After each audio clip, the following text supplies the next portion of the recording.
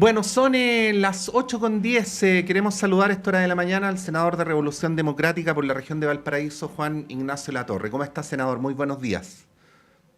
Hola, buenos días. Muy bien, muchas gracias y también agradecido por el contacto. Sí, agradecido nosotros también, senador. Le pedimos disculpas porque queremos conversar con usted de la agenda legislativa, pero no podemos sino preguntarle su análisis respecto a lo que está ocurriendo con las pensiones de gracia, para empezar.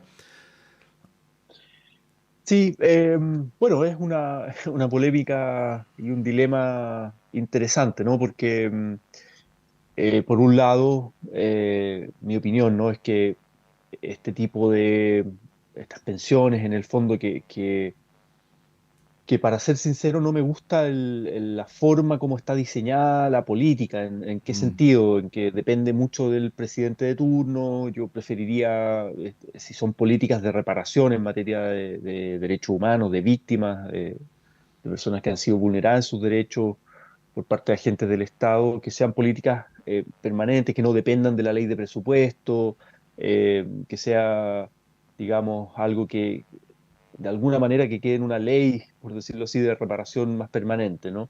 Y no dependa de una decisión administrativa del presidente de turno, ¿no? Eso como mm, comentario general. Ahora, eh, como son casos acotados, no estamos hablando de cientos de miles de casos y por tanto es posible revisar justamente el caso a caso, revisar cada situación, la complejidad de cada situación. Efectivamente puede haber recordemos que esto se empezó a implementar en el periodo pasado con el gobierno de Piñera, fue aprobado en ley de presupuesto, lo aprobamos nosotros en el Parlamento. El INDH tuvo alguna participación en términos de la revisión justamente de los casos de las personas. eh, y puede pasar que alguna de las personas que ha recibido esa pensión de gracia no, por ejemplo, no esté bien acreditada la vulneración de derechos humanos, la condición de víctima, ¿no? Que la haga merecedora. O lo mismo el tema de los antecedentes penales. Ahora ahí creo que hay que hacer una distinción, porque ujú. perfectamente una persona puede haber tenido antecedentes penales, haber sido condenada por la justicia, haber pagado, por decirlo así, con la sociedad, y luego de eso ser vulnerada, ¿no? En sus derechos humanos y por tanto son cuestiones que no necesariamente hay que ligar y por eso hay que mirar el caso a caso, digamos. Es Sí. difícil establecer una norma general cuando estamos hablando de un universo acotado de personas y hay que mirarlo. Ahora, claro, el presidente ha decidido revisar justamente esa situación, revocar algunas pensiones de gracia por vía administrativa. Insisto, no me gusta el procedimiento, no me gusta el diseño de esta política como está diseñada, digamos, ¿no? Desde el origen. Eh, y bueno, y ahí hay todo un debate también respecto de las obligaciones del Ujú. Estado de Chile en materia de derechos humanos, en materia del sistema internacional de derechos humanos, por justamente el deber de reparar a las víctimas que han sido vulneradas sus derechos humanos, ¿no? Sí. Entonces eso no es llegar y revocar una medida por vía administrativa. Sí. Senador, para cerrar el punto y ir a lo que le habíamos propuesto como tema de esta entrevista. A ver, dos preguntas en uno. La primera, se entiende el punto que usted señala y lamentablemente no se ha hecho mucho la distinción en la discusión política de que una persona que cometió antes un delito no deja de ser merecedor de una reparación si es que algún agente del Estado lo vulnera, ¿no? Ujú. Pero a ver, dos preguntas en uno. Primero, la prolijidad en la asignación, ¿no? Porque este es un problema que de alguna manera también atañe a algunos, no a todos, algunos, de los indultos que se entregaron, ¿no? Ujú. Eso como primera cosa. Y lo segundo, el modo en que estos casos, que efectivamente son minoritarios, se transforman en un cuestionamiento general, no solamente a la entrega de los beneficios de reparación, sino a la propia naturaleza del estallido social, ¿no? Ujú. Bueno, quería preguntarle en esas dos dimensiones a propósito de esto, que, en lo cual se señala una falta de prolijidad de este gobierno, para no ir al anterior que también ocurrió como usted lo mencionaba, pero bueno, estamos en el aquí y en el ahora. Mm. Sí, no, a ver, sobre desprolijidad y errores, eso es posible que hayan habido tanto del gobierno anterior como de este, sobre todo cuando hay medidas que se toman sobre un universo acotado de personas, puede haber habido error perfectamente. Y eso creo que es bueno reconocerlo si es que lo hay, que hubo errores, y eso es Mm, posible que ocurra, y lo importante ahí es enmendar esos errores si así, si así ocurrieron, digamos. Y por mm, eso es que es posible mirar el caso a caso y tener ese doble chequeo, por decirlo así, con cada uno de los casos, ¿no? ujú, Eso por una parte. Eh, y respecto, claro, ya más de la discusión de fondo, acá lo que se busca, creo yo, por parte de un sector de la política, de la derecha, hace rato que vienen instalando esta idea de que el estallido social más bien fue un estallido delictual y por tanto todas las personas que salieron a protestar prácticamente son delincuentes, tienen prontuarios, ¿no? Y ninguno de ellos merece, bueno, y relativizan las vulneraciones de derechos humanos. eh, Era como casi lo que había que hacer, ¿no? Para reprimir la violencia y el estallido delictual, así lo dicen, ¿no? Entonces, y por tanto ninguna de esas personas son merecedoras, ¿no? Por decirlo así, bueno, lo dicen así de manera burlesca, como un premio, un beneficio, ujú, ¿no? La pensión de gracia, cuando estamos hablando de medidas de reparación en casos graves de violación a los derechos humanos. Entonces, esa tesis, claro, es la que intentan instalar eh, y no ir al fondo de que acá efectivamente hubo una crisis social, una protesta social, una revuelta popular donde salieron millones de personas a la calle en todo el país y donde hubo un uso de la fuerza desproporcionado, hubo una represión brutal, abusos policiales y obviamente, y eso está documentado, las violaciones a los derechos humanos. Ahora, que hubo efectivamente también actos de delincuencia, de violencia, de pillaje, de saqueos, también lo hubo, y eso siempre lo hemos dicho desde el, del día uno, pero eso no debe empañar, ¿no? Lo otro, ¿no? Digamos, y por tanto esa creo que es una disputa más comunicacional, más de instalar una tesis y lo mismo que ocurrió con los indultos al revisar el prontuario de cada una de las personas indultadas, no sé qué, ujú, esta persona Castillo en el norte que comete delito, entonces, bueno, los indultados, la tesis, ¿no? Que intentan ujú, instalar, que el gobierno de alguna manera es cómplice de la delincuencia en esta crisis de seguridad pública y el octubrismo, etcétera, ¿no? ujú. Entonces, yo creo que es parte de lo mismo, es una estrategia comunicacional, además en un contexto, creo yo, donde nada, se están debatiendo temas como la reforma de pensiones, donde la derecha se opone a la idea de legislar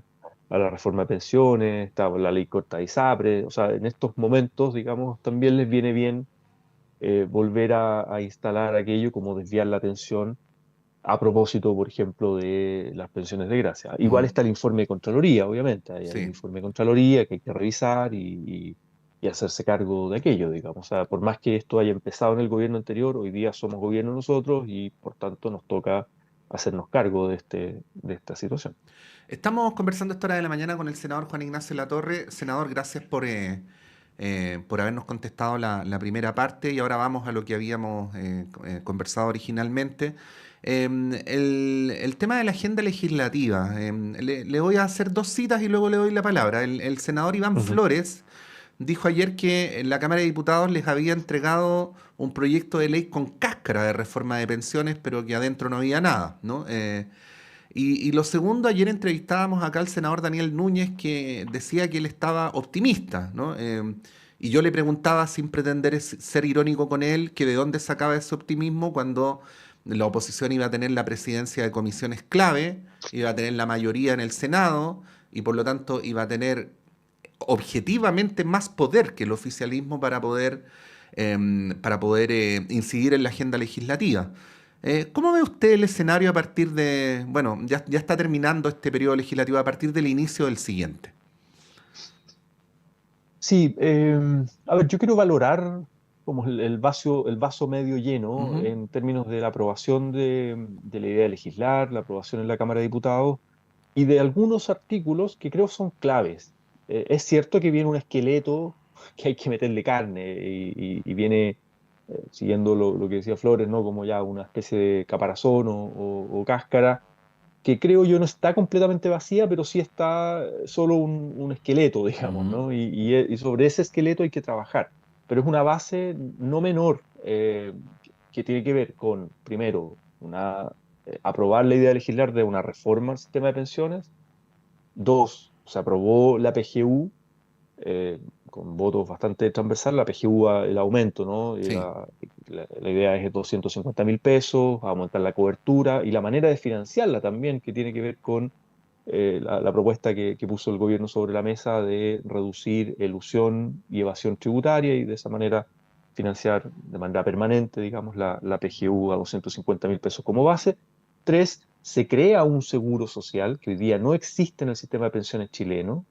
Hoy día, recordemos, está el pilar contributivo solo con capitalización individual y por tanto se crea un seguro social con aporte del empleador. Claro, se rechaza el cuánto va a tener ese seguro social, o sea, lo del 6% y la distribución, eso se rechaza y por tanto esa parte habrá que conversarla nuevamente, pero sí se crea, o sea, ya está aprobado, digamos, el artículo que dice que Chile en el sistema de pensiones deberá tener un seguro social, que me parece a mí clave, hoy día no lo tenemos. Eh, entonces, y hay un par de cosas más, y sobre eso me parece que es una buena base, ¿no? Para seguir conversando. Eh, es cierto lo que dice usted, las presidencias de las comisiones las va a tener la derecha tiene mayoría en el Senado, el gobierno puede meter presión con las urgencias, y ahí yo creo, y lo que he dicho, digamos que espero que el Senado esté a la altura de dar una discusión de buen nivel, Ujú.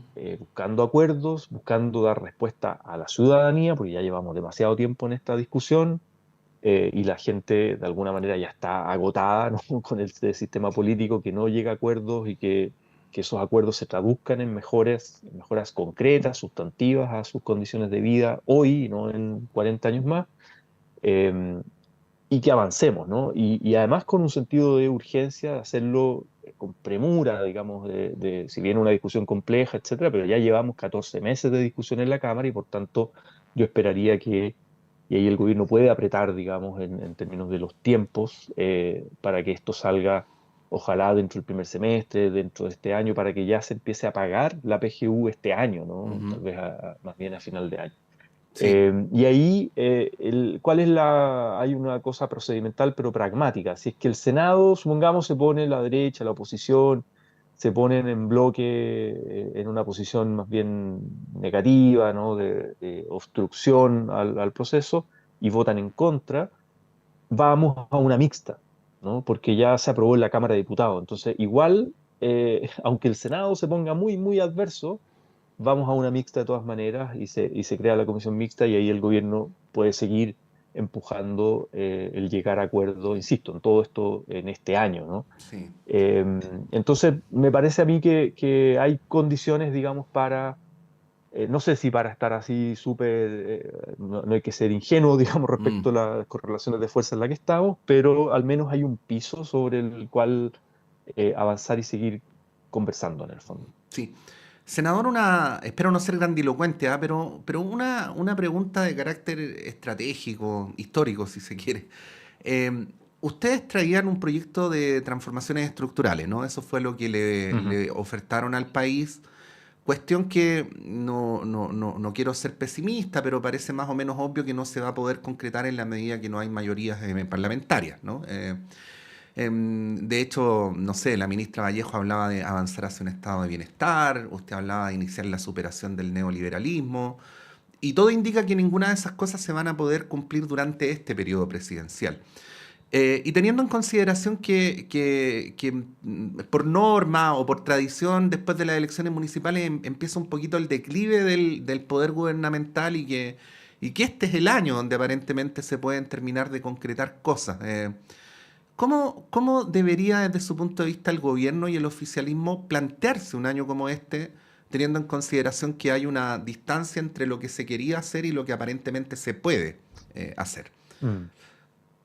Sí, y justamente empujando este tipo de reformas, Ujú. pensiones, salud, creo yo, son dos áreas que son parte, ¿no? de la construcción de un estado de bienestar, del diseño de un estado de bienestar. Salud y pensiones, ¿no? Son dos áreas claves Eh, y si tú te fijas esta semana, o sea, el gobierno se está enfrentando, ¿no?, con la industria de la AFP. De hecho, el artículo, ¿no?, de la separación de la industria, el artículo de poner fin a las AFP tal cual las conocemos hoy, creo, no es menor esa discusión, ¿ah? No es menor esa discusión.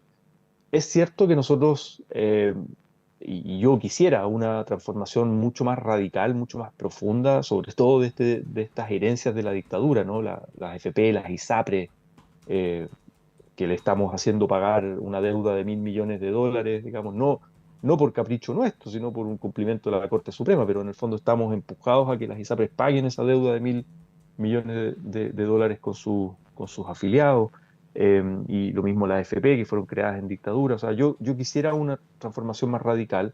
Recordemos, sí, que en segunda vuelta, y para ser bien sinceros y transparentes en la oferta que se hizo, en Sí. segunda vuelta, al buscar este pacto con la centroizquierda, de la izquierda con la centroizquierda, ¿no?, se consensuó una propuesta de sistema mixto, Ujú. ¿no? Sí, sí. No de 100% de reparto o solidario, sino que es un sistema mixto donde sigue existiendo la capitalización individual, pero en una fórmula distinta y sin la hegemonía que hoy día tienen las FP. Eso es lo que se ofreció, y el proyecto original que se presenta al Parlamento fue claro, de 6 puntos completos a Seguro Social.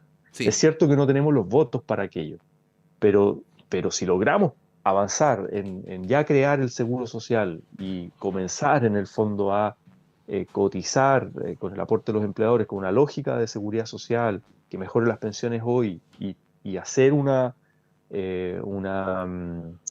concretar, digamos, este fin de las FP tal cual las conocemos, con las atribuciones que tienen, con otros actores también que puedan entrar, otro tipo de actorías a la inversión de los fondos públicos, perdón, de los fondos de pensión, donde la gente pueda elegir, qué sé yo, las cooperativas o también un ente estatal. Me parece que no es menor ese tipo de cambio. Es cierto que no es todo lo que inicialmente queríamos, pero creo que se avanza en una determinada dirección. Ujú. Y Y lo mismo en salud, sí. lo mismo en salud. Yo creo que este es el año clave, y por eso logramos, con la ley corta de ISAPRE, logramos un artículo que diga: el gobierno se compromete a presentar un proyecto de reforma de aquí al 1 de octubre, a más tardar el 1 de octubre de este año, cosa Ujú. que se comience la discusión y se vayan concretando las reformas que queríamos. ¿Tenemos un parlamento adverso? Sí. ¿Fracasamos en 2 procesos constituyentes? También, donde uno de los elementos centrales era un Estado social y democrático de derecho que fomentara de alguna manera este tipo de política. Hoy día lo tenemos que hacer bien a contrapelo de la institucionalidad vigente, y con una correlación de fuerzas adversas, pero esa dirección, ese horizonte de cambios, de construir un estado de bienestar, Mm. de garantizar derechos sociales, vamos a insistir con la reforma tributaria, vamos a insistir con un pacto fiscal más acotado que el anterior, obviamente, pero que vayamos concretando esas piezas, ¿no?, junto con otras que ya se han logrado, el royalty minero, lo de la Estrategia Nacional del Litio que va comenzando, lo de la jornada laboral de 40 horas, lo del salario mínimo 500.000 pesos. Creo que son avances concretos, ¿no?, en una determinada dirección, y que la idea es seguir profundizando en ella. Ujú. Senadores, bueno, para finalizar esta conversación, obviamente le tenemos que preguntar sobre la votación del próximo lunes, ¿no? La de la ley corta de ISAPRES. Ahí, permítame, porque de repente el rol del entrevistado, mirar la Ujú. parte del vaso más vacía. El gobierno genera un proyecto de ley que le permita conseguir una mayoría, pero igual ha tenido ruido interno con este tema del alza en los precios base de los planes, ¿no? Ujú. Pero bueno, en nombre de poder transformar este proyecto en uno mayoritario, también aparece en el horizonte el tema de la mutualización, ¿no? Entonces, hay quienes dicen, bueno, puede ser que finalmente se termine aprobando un proyecto de ley que tiene por propósito hacer cumplir el fallo de las ISAPRES, pero que simultáneamente permite el alza en los planes y la mutualización. Ujú. El mismo secretario general del PPD, José Toro, que estuvo ayer aquí, decía que ese escenario era probable, ¿no? Y ambas cosas también, ya que usted usaba la palabra contrapelo, están a contrapelo del ethos del oficialismo, lo vamos a decir así. ¿Cómo ve usted ese Ujú. escenario? Sí, mira, para ser bien sintético, yo lo que valoro de la ley corta son 2 o 3 cosas generales, ¿no? Una, el que operacionaliza el que las ISAPRES paguen una deuda de hoy día estimada en 1.088 o algo así, casi 1.100 millones de dólares, según la estimación de la Superintendencia de Salud, y la manera de calcular siguiendo los fallos de la Corte Suprema, en que dicen muy claramente, de manera muy explícita, que estos son contratos individuales y que hay que hacer un análisis contrato a contrato, ¿no?, de los cobros excesivos de las ISAPRES. Y que esto además tiene un impacto general, no solo en las personas que judicializaron, sino que en el universo de personas que fueron abusadas, ¿no?, en cobros excesivos. Es así de concreto y por tanto se llega a esa cifra. Y eso está en la ley corta. Luego, mientras las ISAPRES tengan la deuda y no un plan de pago, ¿no?, una modalidad de pago, no podrán retirar utilidades. Y se les da un plazo hasta 10 años, que uno puede decir, mira, es harto tiempo, se les da facilidades, y yo en eso estoy de acuerdo en que no se le obligue a pagar de un día para otro, porque eso generaría un colapso financiero y una caída, digamos, sistémica de las ISAPRES. Y eso no por defender que sigan existiendo las ISAPRES, que es un seguro privado, sino que por lo que implica el arrastre, ¿no?, a clínicas, a prestadores de salud, a los tratamientos de las personas, y eso sería un colapso mayor, no solo desde el punto de vista sanitario y del acceso a la salud de las personas, sino que también de gobernabilidad, ¿no?, no menor. Eso lo quiero ser bien transparente en aquello, y por eso yo promuevo medidas de mitigación del impacto de esto y de facilidades para que las ISAPRES, pero al mismo tiempo hay un incentivo a que paguen luego, porque si van a pagar a 10 años, no pueden retirar utilidades en 10 años, y estamos hablando de una industria que persigue el lucro, digamos, ¿no? Ujú. Y por otro lado, me parece no menor la incorporación y la aprobación de la modalidad de cobertura complementaria, el MSC en FONASA, donde se profundiza, ¿no?, en esta modalidad de libre elección, un seguro complementario desde FONASA para que las personas, no solo las que han migrado de ISAPRE a FONASA, que ya van, el 2023 se estiman 600.000 personas, en los últimos 2 años 1 millón de personas, ya en FONASA estamos afiliadas más de 16 millones de personas, yo cotizo en FONASA hace como 20 años, eh, pero en el fondo está más del 80% de la población, y ahí hay varios millones de personas que se atienden igual en el sector privado, pero cotizan en FONASA. Y entonces este es un seguro complementario, digamos, un seguro catastrófico también, que incluye un seguro catastrófico. Bueno, eh, protege, ¿no?, financieramente a las personas, profundiza FONASA en ese sentido también, y esta colaboración público-privada en las prestaciones. Y ahí a mí me parece interesante esa medida que se haya aprobado. Lo del Ujú. alza de precios es cierto, pero tiene que ser fundada por las ISAPRES y aprobada por la Superintendencia de Salud. O sea, no es cualquier alza que la ISAPRES se le ocurra y cobrar unilateralmente, sino que tiene que ser autorizada por la Super de Salud. Perfectamente la Super de Salud puede decir, ¿sabe qué? Usted se está aprovechando de esta alza extraordinaria, y decirle que no a cada ISAPRE, porque además la realidad financiera de cada ISAPRE es distinta. Y lo último que quería decir respecto a la mutualización es que la derecha quiere proponer en sala una indicación que no está en el proyecto de ley, que no ha sido aprobado en el proyecto de ley, que el Ejecutivo no lo ha presentado y no lo hemos aprobado en la Comisión de Salud ni en Hacienda tampoco, sino que lo quieren proponer en sala y ellos saben que es inadmisible, pero pueden ganar la admisibilidad si es que logran los votos, que es justamente una fórmula de cálculo distinta, que es la mutualización, y además se amparan en un estudio que ellos dicen es de la FEN, es de la Facultad de Economía y Negocio de la Mm. Universidad de Chile. Entiendo que la FEN salió a aclarar que no es de la FEN, sino que fue un estudio pagado, si no me equivoco, por Banmédica u otros actores privados del sistema de salud, algunos profesores que trabajan en la FEN, que hacen clases, pero no es de la FEN propiamente tal, no es un Ujú. estudio institucional, pero que propone una fórmula de cálculo distinta que disminuye la deuda de 1.100 que hay hoy día hay una fórmula que es de 700 millones y otra que es como de 400 millones.